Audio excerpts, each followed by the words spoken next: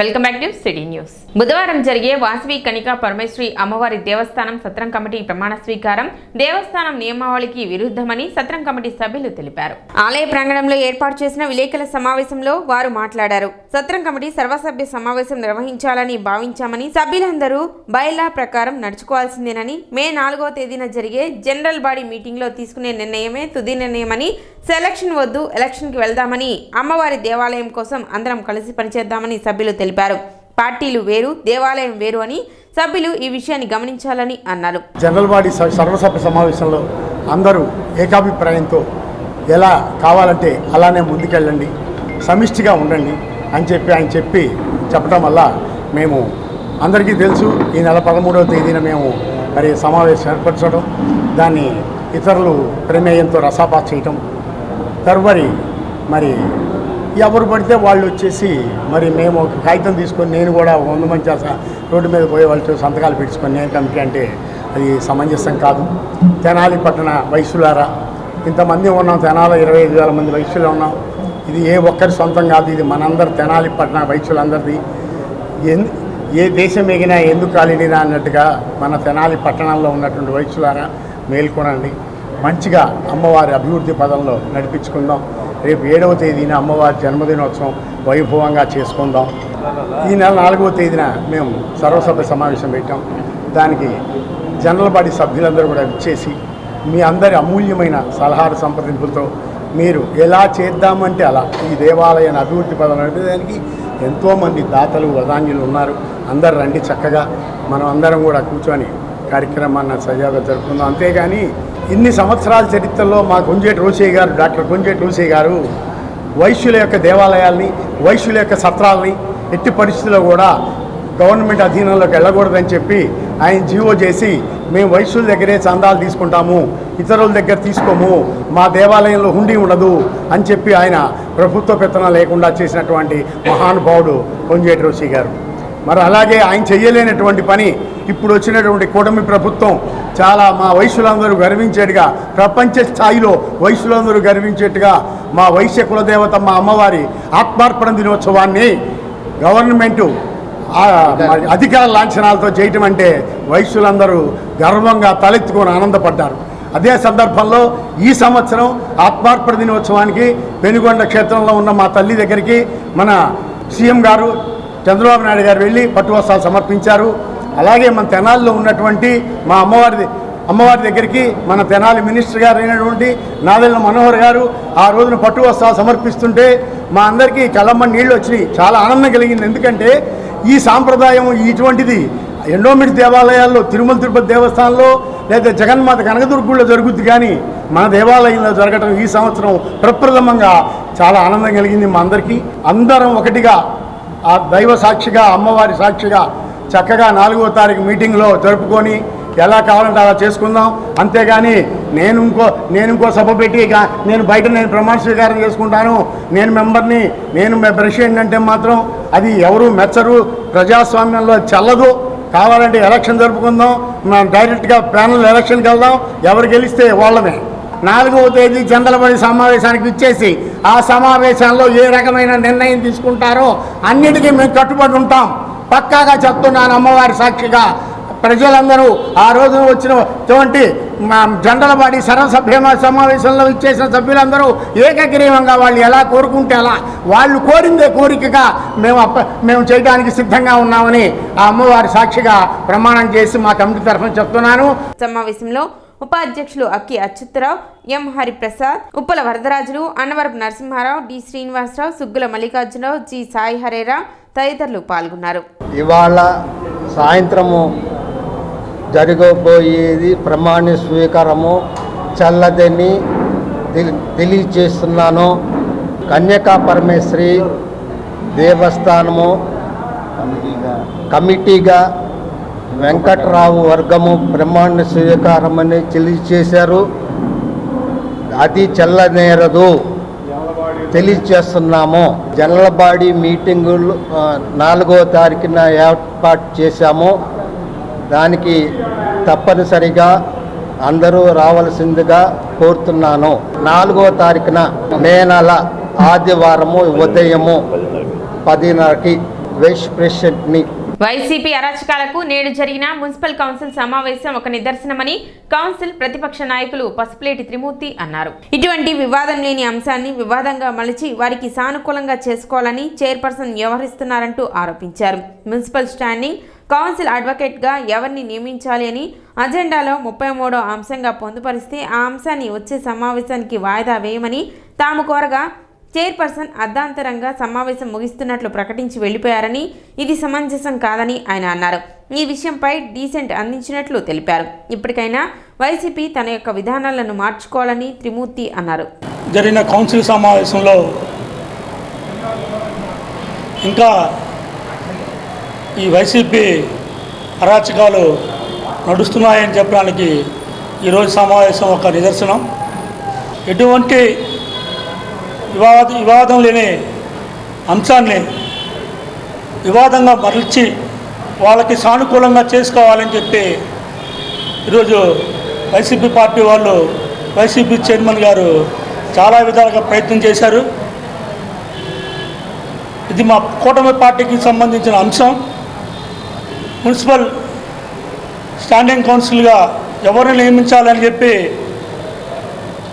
33వ అంశంలో పొందుపరిస్తే దాన్ని మేము కూటమి నాయకులైన ఎమ్మెల్యే గారైన మనోహర్ గారిని, ఎమ్మెల్సీ గారైన ఆలపాటి రాజా గారితో చర్చించి ఎవరిని నియమించాలి, ఎవరిని నియమిస్తే మనకి కూటమి ప్రభుత్వంలో మనకి ఇబ్బంది లేకుండా ఉంటుంది అనే అంశం ఉంది. కాబట్టి దాన్ని నెక్స్ట్ కౌన్సిల్కి వాయిదా వేయమని మేము చైర్మన్ గారిని అడిగితే ఆమె ఇది పెద్ద వివాదంలాగా సృష్టించేసి ఏమి సమాధానం చెప్పకుండా బెల్లి కొట్టేసి వాయిదా వేస్తున్నారో తెలియదు, సమావేశం ముగిసిందని ఏమీ తెలియజేయకుండా బెల్లి కొట్టేసి వెళ్ళిపోయారు. అది వాయిదా వేశారో తెలియదు, సమావేశాన్ని ముగించారో తెలియకుండా ఇంకా వైసీపీ విధానాన్ని ఇంకా వీళ్ళు అవలంబిస్తున్నారు. ఈ రోజున కౌన్సిల్లో జరిగినటువంటి విధానం చూస్తుంటే చాలా విచిత్రంగా అనిపిస్తుంది. కౌన్సిల్లో 33వ అంశమైనటువంటి కౌన్సిల్ స్టాండింగ్ కౌన్సిల్లో ఉన్నటువంటి అంశాన్ని మేము ప్రభుత్వంలో ఉన్నటువంటి కూటమి ప్రభుత్వంలో ఉన్నటువంటి నాయకులైనటువంటి మనోహర్ గారితో కానీ ఆలపాటి రాజేంద్ర ప్రసాద్ గారితో కానీ డిస్కషన్ చేసిన తర్వాత ఈ అంశాల్లో ఎవరిని నియమిద్దామని చెప్పేసి మేము తెలియజేశాము. అడ్డగోలుగా వాళ్ళ ఇష్టానుసారం ఈ యొక్క 33వ అంశం ఆమోదం అని చెప్పేసి వీళ్ళు చేసినటువంటి పద్ధతి సరిగా లేదని ఈ రోజున మేము చైర్మన్ గారికి ఆ 33వ అంశం మీద డీసెంట్ ఇవ్వడం జరిగింది. మే నెల 4వ తారీఖు ఆదివారం తెనాలి బోస్ రోడ్లో గల గీతా మందిరం నందు జరిగే అన్నమయ్య పాటల పోటీలు సమయం మార్పు చేసినట్లు సంస్థ కన్వీనర్ కొండపి శ్రీనివాసరావు తెలిపారు. ఉదయం 7 గంటల నుండి 11 గంటల వరకు జరగవలసిన అన్నమయ్య పాటల పోటీలు సాయంత్రం 5 గంటల నుండి రాత్రి 8 గంటల వరకు మార్చడమైనదని చెప్పారు. ప్రజలు పోటీదారులు ఈ విషయాన్ని గమనించాలని విజ్ఞప్తి చేశారు. ఈ కార్యక్రమంలో కోట రమేష్ కుమార్ పాల్గొన్నారు. మే నెల 4వ తారీఖు ఆదివారం మాది శ్రీ వెంకటేశ్వర అన్నమాచార సంకీర్తన బృందం ఆధ్వర్యంలో తెనాలి గీతామందిరంలో మన అన్నమయ్య సంకీర్తన పోటీలు పెడుతున్నాం. ఒక 10 రోజుల క్రితం అనౌన్స్ చేసాం. కానీ అంటే ఆ అన్నమయ్య కీర్తన పోటీలు ఉదయం జరుగుతాయని చెప్పాము, కానీ కొన్ని కారణాల వల్ల సాయంత్రానికి వాయిదా వేసాము. సాయంత్రం 5 గంటల నుండి రాత్రి 8 గంటల వరకు అన్నమయ్య సంకీర్తన పోటీలు జరుగుతాయి. మరియు ఇంకో ముఖ్య ఉద్దేశం ఏంటంటే వయసులో కూడా కొద్దిగా అడ్జస్ట్మెంట్లు వచ్చినాయి. ప్రజల కోరిక మేరకు 8 సంవత్సరాల నుండి 65 సంవత్సరాల వరకు ఉన్నవాళ్ళు ఎవరైనా అన్నమయ్య కీర్తనలో పాల్గొనవచ్చు. దీనికి ఆకర్షణీయమైన బహుమతులు కూడా నిర్ణయించాము. 1000 రూపాయల బహుమతులు 2, అలాగే 500 రూపాయల బహుమతులు 4 పెట్టాము. 300 రూపాయల బహుమతులు 2, 200 రూపాయల బహుమతులు 3 ఏర్పాటు చేశాము. ఇంకా ప్రోత్సాహ బహుమతుల కింద మెమౌంటో క్యాష్ కూడా ఇస్తాము. ఆదివారం మే 4వ తారీఖు ఆదివారం సాయంత్రం 5 గంటలకల్లా తెనాలి గీతామందిరంలో మీ పిల్లల్ని పంపించి అన్నమయ్య కీర్తనల పాటల పోటీల్లో పాల్గొన్నట్టు చేయండి. మీ పేర్లు ముందుగా నమోదు చేసుకోండి. నమోదు చేసుకోవాల్సిన సెల్ నంబర్ 9246440685. మీ పిల్లలందరినీ చక్కటి కీర్తనలో పాల్గొన్నట్టు చేయండి. పిల్లల్లో భక్తిభావం పెంచడానికని శ్రీనివాసరావు గారు ఈ అన్నమాచార్య కీర్తనల సంకీర్తన పోటీ ఏర్పాటు చేశారు. కాబట్టి మీ పిల్లల్ని తప్పనిసరిగా పంపించగలరు. ఇది మా గీతా మందిరంలో జరుగుతుంది పోటీ. తప్పకుండా పంపించండి. మే 4వ తారీఖు అండి. సాయంత్రం 5 గంటల నుంచి 8 గంటల వరకు జరుగుతుంటాయి ఈ సంకీర్తన పోటీలు. కాబట్టి అందరూ పోటీలో పాల్గొనగలరు. మే 2వ తేదీ ప్రధాని నరేంద్ర మోదీ అమరావతి పర్యటనను విజయవంతం చేయాలని జనసేన పార్టీ గుంటూరు జిల్లా అధ్యక్షులు గాదె వెంకటేశ్వర్లు పిలుపునిచ్చారు. పట్టణ జనసేన కార్యాలయంలో మోదీ పర్యటనకు సంబంధించి నాయకుల సమావేశం నిర్వహించారు. ఈ సందర్భంగా మోదీ పర్యటన విజయవంతం చేయాలని నాయకులకు గాదె వెంకటేశ్వర్లు దిశానిర్దేశం చేశారు. తెనాలి నుండి నాయకులు కార్యకర్తలు భారీగా తరలివచ్చి మోదీ పర్యటనను జయప్రదం చేయాలని ఆయన విజ్ఞప్తి చేశారు. ఏదైతే మీటింగ్ ఉందో ఆ మీటింగ్కి కావాల్సినటువంటి జన సమీకరణకు కానీ ఎట్లా తీసుకురావాలి దాని కోసం పెద్దలు శాసనమండలి సభ్యులు వీటి నాయుడు గారిని ఇన్ఛార్జ్ చేయటం.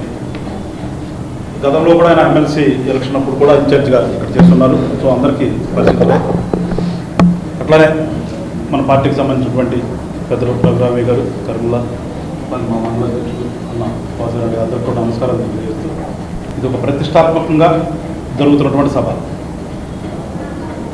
సో ఖచ్చితంగా మన వంతు బాధ్యత మనం కూడా నిర్వర్తించాలి. దాంట్లో అంటే మన వంతు బాధ్యత ఏంటంటే మన మీద డబ్బులు ఇవ్వాల్సిన పని లేకపోతే మనుషుల్ని తీసుకెళ్ళాలి, చాలా పెద్ద ఎత్తున తీసుకెళ్ళాలి. ఒక రకంగా చూస్తే ఆయన హెలికాప్టర్ దిగేటప్పుడు పైనుంచి చూస్తే జనంలో దిగుతున్నానా లేకపోతే ఏమన్నా ఖాళీ స్థలం ఉందా అన్నంత గొప్పగా జరిగితేనే గతంలో జరిగినటువంటి పొరపాటు ఆయన చేసినా లేదంటే పొరపాటు వేరే రకంగానే ఏదైనా కానీ మళ్ళా పునరావృతం కాకుండా రాజధాని మనం చక్కగా జరిగి, ఎందుకంటే గతంలో ఎంతసేపు చూసినా తాత్కాలికమని చెప్పుకొచ్చారు. చంద్రబాబు నాయుడు గారు ఏమి పర్మనెంట్ కట్టలేదు, తాత్కాలికమే కాబట్టి మేము 3 సార్లు పెడతామని చెప్పేసి కదా ఆయన తీసుకున్న స్టాండ్. సో అలా లేకుండా ఈసారి ఉన్నటువంటి ఆల్రెడీ 5 years 1 year అయిపోతుంది. ఈ 4 సంవత్సరాల్లో ఖచ్చితంగా రాజధాని అనేది పూర్తవుతుంది. మనమందరం ఇవాళ ప్రజెంట్ ఉన్నాము. రాజధాని నిర్మాణంలో మనం కళ్ళ ముందు చూస్తూ ఉంటాం. మనం కొత్త రాజధాని ఏర్పాటులో మా పాత్ర కూడా ఉందని చెప్పుకునేటటువంటి అవకాశం ఇవాళ మనకు లైవ్గా ఉండేవారు ఈ తరానికి. సో మనం చేయాల్సిందంటే రేపు రోజున మన ఊరు నుంచి ఎంతమందిని వాళ్ళకి ఏదో ఒకటి చెప్పాలి. ఆ చెప్పడం కోసమే ఇవాళ మనం కూర్చున్నాం మేడం. రేపు ఉదయాన్నే మీరు మండల అధ్యక్షుల మీరిద్దరూ మండల మీటింగ్ గ్రామాన్ని తిరుగుతారో ఆ టైమింగ్తో సెట్ చేసుకోండి. ఎదురుగా నాకు ఎంపీటీసీ మన ఎంపీటీసీ హరికృష్ణ ఉన్నాడు, ఇక్కడ ఒక మా ఎంపీటీసీ జాగరణ ఎంపీటీసీ ఉన్నారు. మీతో పాటు ఉన్నటువంటి నాయకులందరూ కూడా మీకు చెప్పేది ఏంటంటే మనకున్నది టైం 2 రోజులే. ఈ 2 రోజుల్లో మీరు 3వ రోజున మనం బస్సు పెడితే బస్సు ఎక్కేటట్టుగా వాళ్ళందరం కూడా ప్రిపేర్ చేసి ఉంచాలి. మీరు అందరూ దానికోసమే సమావేశం. కార్యక్రమంలో ఎమ్మెల్సీ బీటీ నాయుడు, తెనాలి నియోజకవర్గ పరిశీలకులు కరీముల్లా, కూటమి శ్రేణులు పాల్గొన్నారు.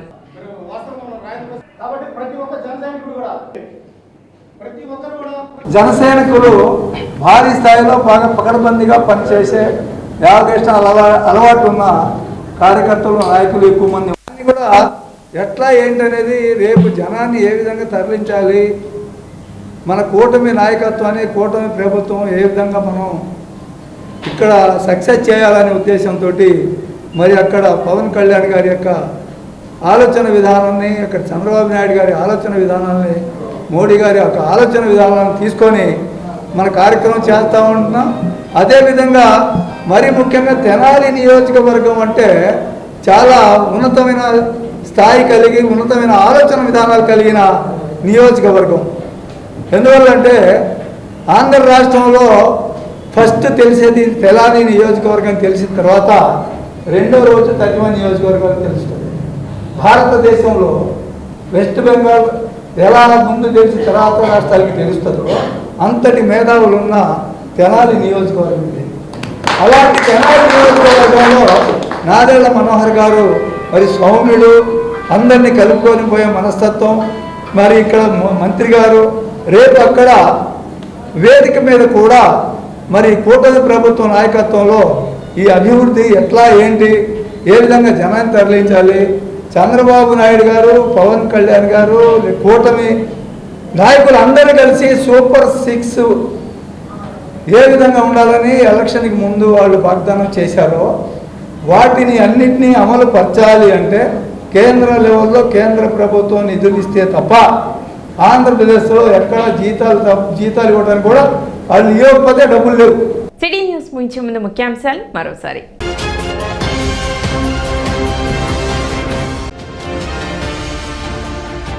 దశాభాసగా మున్సిపల్ కౌన్సిల్ సాధారణ సమావేశం.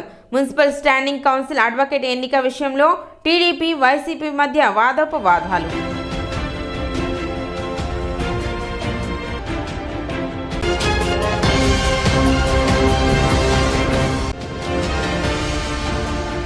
అక్షయ తృతీయ సందర్భంగా నాజర్పేట శ్రీ లక్ష్మీ నరసింహస్వామి దేవస్థానంలో ప్రత్యేక పూజలు.